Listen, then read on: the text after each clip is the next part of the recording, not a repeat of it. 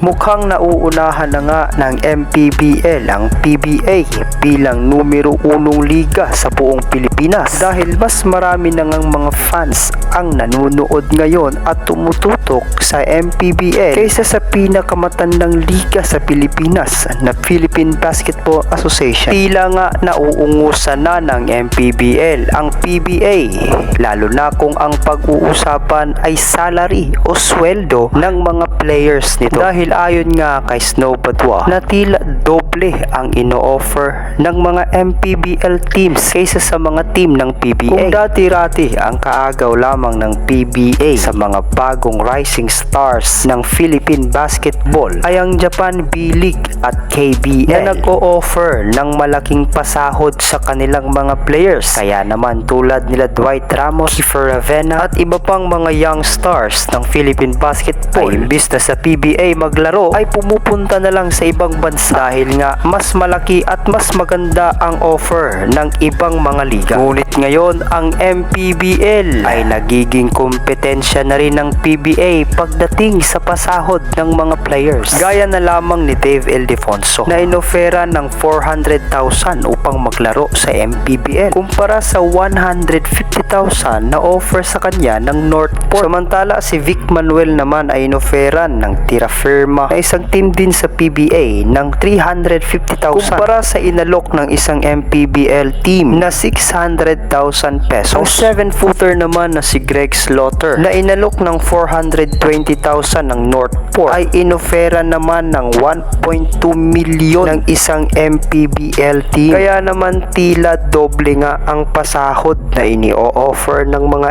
MPBL teams kung ikukumpara sa mga team ng PBA. Kaya hindi katakataka na balang araw ay mauunahan na ng MPBL ang PBA dahil mas malawak na nga ang fanbase nito kumpara sa PBA at mas may malaki pa silang pasahod sa kanilang mga players.